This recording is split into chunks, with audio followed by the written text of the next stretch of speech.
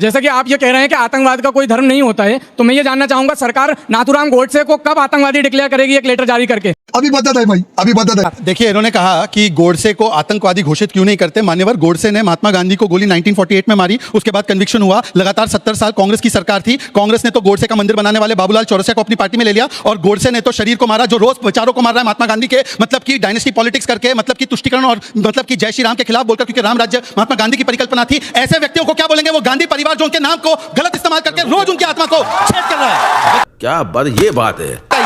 अच्छा, आप बोलिए कि उनके विचारों को मारने वाला आतंकवादी, मैं भी बोलता हूं कि गोडसे को मारने वाला बोलिए।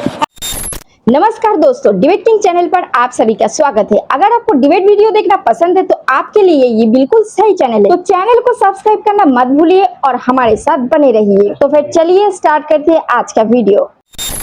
मेरा सवाल शहजाद जी आपसे है, आप सरकार के प्रवक्ता हैं, जैसा कि आप ये कह रहे हैं कि आतंकवाद का कोई धर्म नहीं होता है, तो मैं ये जानना चाहूंगा सरकार नाथूराम गोडसे को कब आतंकवादी डिक्लेयर करेगी एक लेटर जारी करके?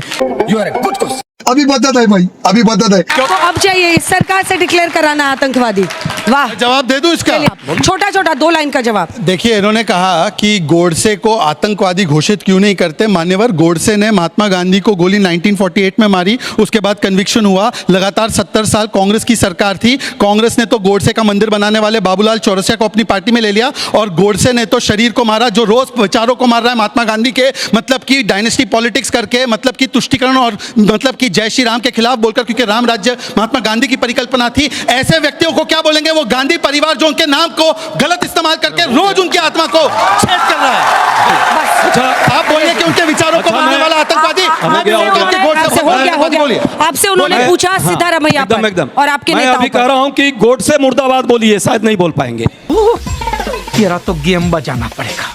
ऐसा बोलिए, गोडसे मुर्दाबाद, गोडसे मुर्दाबाद, गोडसे मुर्दाबाद। मुझे चैलेंज नहीं बोल दिया गया, मैं जवाब पाए। देता हूं। अब आपने तो प्रश्न किया है, मैं चैलेंज सिद्धारमैया जी को। अभी मजा आएगा ना भिड़ो। जी हाँ, आतंक का मजहब होता है, पर उसको देखने के लिए वोट बैंक का चश्मा उतरना जरूरी है, और उसका नाम है पाकिस्तानी इस्लामिक जिहाद। क्योंकि जिन लोगों को बिना सबूत के 26/11 में पाकिस्तानी आतंकी नहीं बल्कि हिंदुओं का हाथ नजर आता है, जिन लोगों को पुलवामा में हिंदुओं का हाथ नजर आता है, जिनको समझौता में और जिस लोगों को मालेगांव में हिंदुओं का हाथ नजर आता है, यहाँ पर पहलगाम में जब कलमा टेस्ट लिया गया तब उनको इस्लामिक जिहाद नजर नहीं आता। ये बड़ी अच्छी बात कही आप। जब शरीर का टेस्ट करवाया गया तो उनको इस्लामिक जिहाद नजर नहीं आता। जब उनको नाम और आईडी चेक करके लोगों को मारा गया तो इस्लामिक जिहाद नजर नहीं आता। कांग्रेस के कई नेताओं ने यही चश्मा डाल रखा है। विजय वड़त्तीवार से लेकर थिमापुर साहब तक हमने देखा है कि राम गोपाल यादव से लेकर बाकी कांग्रेस और इंडिया अलायंस के नेता रावलपिंडी अलायंस की तरह बोलते हुए कहते हैं कि हिंदू हिंदू को मारता है। कहाँ टारगेटिंग हुई धर्म को देखकर? तो क्या मंजुनाथ जी की बीवी झूठ बोल रही थी? लेफ्टिनेंट नरवाल की बीवी झूठ बोल रही थी? शैलेश जी का बेटा झूठ बोल रहा था? कब तक ये इस्लामिक जिहाद पर सेकुलरिज्म की लीपापोती होगी? आज तो ओवैसी साहब भी मान गए कि हाँ, मजहब देखकर चुन चुनकर मारा गया।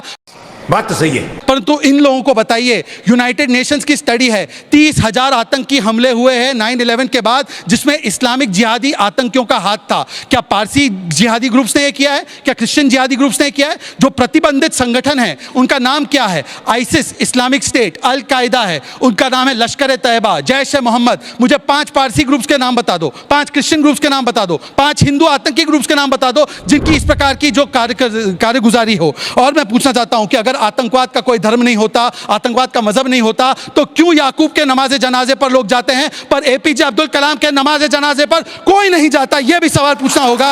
अल कायदा ने मुसलमान ज्यादा मारे हैं।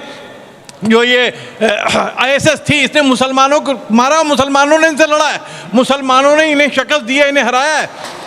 तो ये कहना कि किसी एक धर्म होगा किसी, और जो ये आपने कहा कि ये जो पाकिस्तान से आए मुसलमान, पाकिस्तान से मुसलमान नहीं आए, ये पाकिस्तानी आतंकवादी थे, मुसलमान नहीं थे।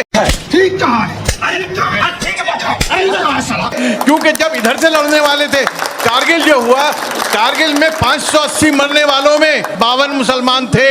मायला तेरा तो गेम बजाना पड़ेगा। सत्य प्रकाश मिश्रा जी ने एक मुसलमान को ही यह जवाब देने के लिए आज अवसर दिया है, इसके लिए मैं धन्यवाद करता हूं। साहब, मैंने तो यह कहा था पाकिस्तानी इस्लामिक जिहाद, आप कहते हैं कि आतंकवाद का धर्म नहीं होता, मैं मानता हूं, पर हिंदू लिंचर बन जाता है। सुन लीजिए, हिंदू लिंचर बन जाता है, हिंदू टेरर हो जाता है, भगवा आतंक हो जाता है। तब आपने क्यों नहीं कहा कि एक्सट्रीमिस्ट दोनों जगह होते हैं? तब आपने क्यों नहीं कहा कि मुस्लिम एक्सट्रीमिस्ट को भी बोलिए? और मैं सर 10 सेकंड और शायद ये हुई ना बात। 10 सेकंड। मैंने कहा कि मैं भी मानता हूं कि आतंकवादियों का धर्म नहीं होता, तो क्यों कमबख्त याकूब मेमन के जनाजे पर लोग जाते हैं परंतु अब्दुल कलाम के जनाजे पर गायब हो जाते हैं? मैंने इसका सवाल भी पूछा आपसे। मैंने अपने शुरुआती वक्तव्य में साफ कहा था कि पाकिस्तानी इस्लामिक जिहाद को हम मानते हैं कि यह आतंकवाद का मजहब है, और यहां पर बैठे कुछ लोगों ने पाकिस्तान परस्ती का ऐसा चश्मा लगाया है कि पाकिस्तान मुर्दाबाद के नारे लगाते हैं, पर जो इनके नेता कहते हैं पाकिस्तान पर सॉफ्ट हो जाओ,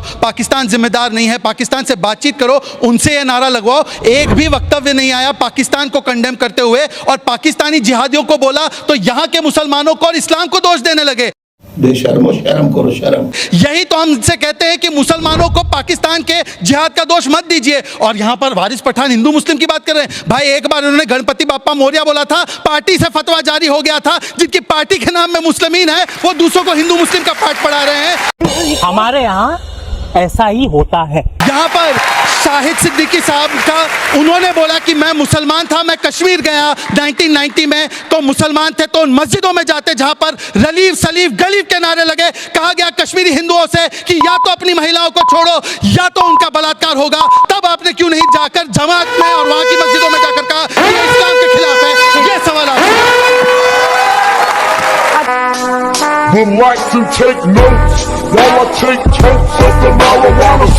बातों से नहीं, अब आप क्या करेंगे शहजाद साहब, इस पे प्रकाश डालिए। देखिए विक्रम जी, ऐसा है कि जब हमने उरी के बाद सर्जिकल स्ट्राइक किया, पुलवामा के बाद बालाकोट एयर स्ट्राइक किया, तो इन लोगों ने सेना से सबूत मांगे, और पाकिस्तान मुर्दाबाद कोई मुसलमान कहने से नहीं कतराता है। डी के हरिप्रसाद ने बोला पाकिस्तान बीजेपी का दुश्मन हो सकता है, हमारा नहीं। तारिक कर्रा ने बोला कि बातचीत कीजिए। इनके सिद्धरा भैया पाकिस्तान के हेडलाइंस में छपने लगे कि पाकिस्तान पर कार्रवाई मत कीजिए। बोलिए क्या कार्रवाई करेंगे? अगली बार किसी मुसलमान से मत कहना कि हम पाकिस्तान मुर्दाबाद नहीं कहते। मेरे बाप दादाओं ने पाकिस्तान और जिन्ना को लात मारकर भगाया था इस देश से। हम तो ऐसा लग रहा है दिल गार्डन हो रहा है, बहुत मजा आ रहा है यहाँ पे। आप लोगों की नियत पर शक होता है जब कहते हैं कि पाकिस्तान के साथ गलवैया करो। 26/11 के बाद मोस्ट फेवर्ड नेशन दिया, हमने मुंह तोड़ जवाब दिया पाकिस्तान को। मजा आया। तो आप सभी ने देख पाया शहजाद कुनाला जी बहुत ही स्मार्टली और तथ्यों के साथ कैसे सभी को काउंटर किया। और इस वीडियो के ऊपर आप सभी का क्या राय है जरूर कमेंट करके बताइएगा। आप लोगों से हम फिर मिलेंगे ऐसे ही किसी मजेदार डिबेट को लेकर। तब तक के लिए जय हिंद, वंदे मातरम।